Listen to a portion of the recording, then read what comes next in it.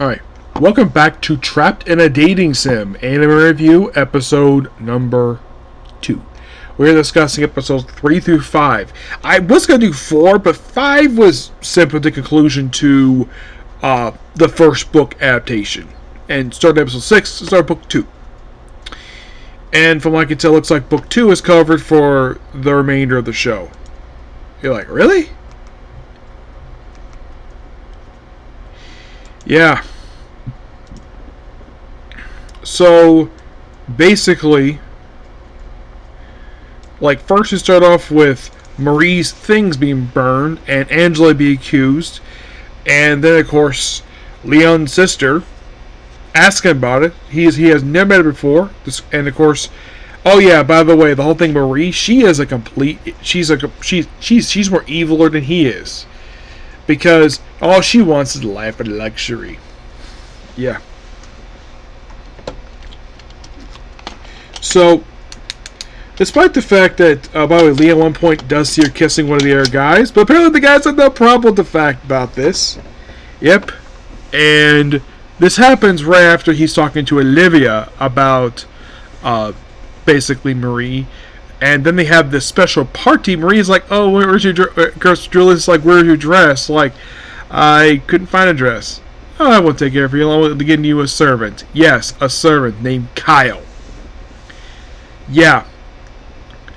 And shows up basically when she's not being around basically her entourage, she is a despicable person. Yep. So, and of course, Angela calls him out basically on the fact that he has been seeing this woman while basically that she should be the one to be with him. And according to Leon, according to the original game, Olivia was the one basically doing things that Maria was doing, except she wasn't being a dick, she was being a despicable person about it. So basically, Angela got so fed up with basically Marie, and she proceeded to take off her glove and throw it at Marie's face. Challenge her to a duel. Now, I've only seen this happen in, like, one other series. This actually happened in Israel Goes Dungeon, where you had Hestia take off her glove. Actually, no, it was actually, one of the guys, basically, who worked for Apollo. Like, young man, give me your glove. And throws it at Apollo and basically just challenges him. So, yeah, and of course, the guys obviously won't stand for Marie.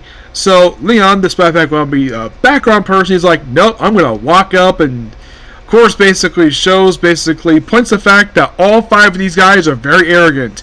And is like, yeah, let's set up this duel in a big, humongous robot brawl. Yep, in the Coliseum. And if he wins, Marie leaves them. If Julius wins, Angela stays out of his love life. Which Julius accepts that, no problem. And so, basically, like, then it comes to the end of the duel. Where, despite the fact he's been asked quickly, please call this off. No, he knows what he's doing. And how much he despises these 5 people, because basically, like, he keeps getting game over with these 5 people, and then, of course, they show off the 5 suits, and shows his suit, and it looks like a frickin' Zakos from Mobile Suit Gundam. Yes. Huge and bulky. So, then they have their fight. And by the way, his robot's called Arrogance. Yes. Which, one of the trying weapons is basically a frickin' shovel.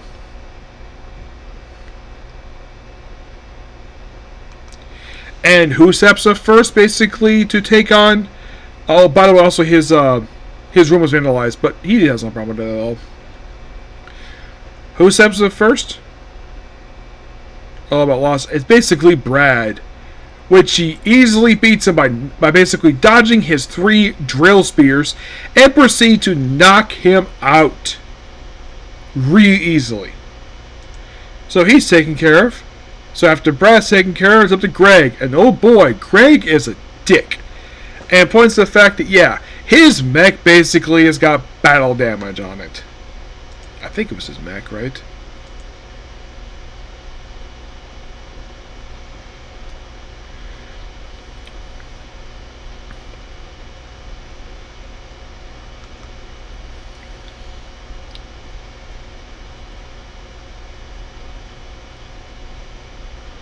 Yeah, and after he knocks him, rips up his arms and basically just he's like, "Oh, I haven't lost yet," and he's immediately disqualified. After he loses. So, by the way, the first one here, Brad, this is the character voiced by Justin Brenner. And then Greg, I believe this is Clifford Champton. Yes, Clifford Champton. So you're like, okay, next is Chris. It was like, well, I'm the smart guy. He's a swordsman. He breaks his sword easily. He loses.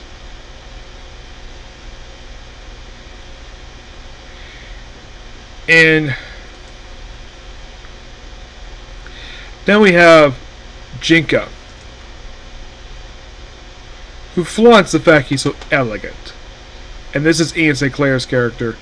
And oh boy, he beats the crap out of him. He basically just humiliates him. And then he basically goes one-on-one with the Crown Prince in episode 5, which of course, well, he conversates like, oh, you're the Crown Prince, I won't harm you. And so basically he defeats him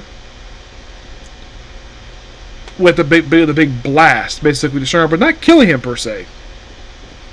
And basically, being persuaded by Marie's fake charm for him, basically the 5 guys proceed to break off their engagements they previously had, of course, Prince also Angela, and cut ties with nobility and become adventurers. As for Angelica, well, basically, here's the thing. So, Leon proceeded to prepare 500 platinum coins, and gave it to her father in exchange for not harming his family.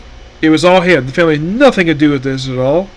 And so, basically, it's like, yeah, apparently his father actually likes him because of the fact he's actually that nice a person. Mm-hmm.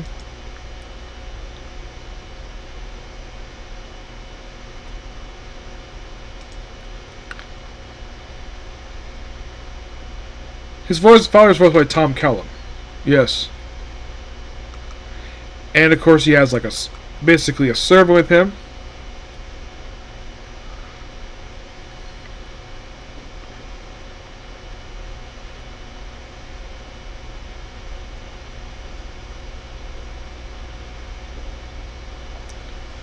So basically, well, as a thank you for saving his daughter's reputation, she goes with him to his home. Yep, Angelica and Olivia go to his home, and of course they meet his evil stepmother, which of course, like, who are you? You almost call her a tramp, and she's like, I'm Angelica Rangrave. He's like, excuse me, I have an errand to run. And that was actually his stepmother, not his actual mother. Yeah.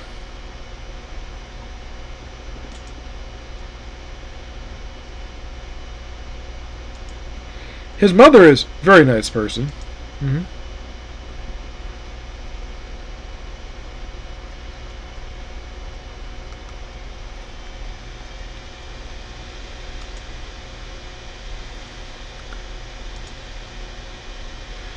Yeah, well, Zola proceeded to excuse herself. Yeah. And she's voiced by Linda Young. Her kids are Rutard, that's really his name.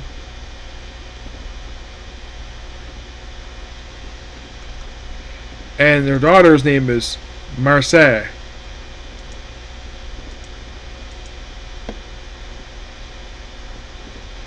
Yep, and the girls basically see his place. They see he has a hot spring, and of course, basically, we have this wonderful scene where Olivia is telling Olinda, "Oh, yeah, your hair is so silky," and I'm like, I'm surprised these two don't talk about the fact that Angelica's chest size is bigger than Olivia's. And of course, basically, they become very good friends, and they're constantly hugging. Yep. That's the thing they do in the series. Don't worry about that. It's the thing they constantly do. But, yeah. I gotta admit, these were really fun. Yeah. And we have roughly about 7 more episodes left to go. And then we're done with Trap Denison. Finish today? It's possible. Yep. So yeah, that's So that's gonna pretty much up a take video. Please be sure to like, comment, subscribe, turn notifications. I'll be back after I have some dinner. Okay? Thanks, Sam. Bye.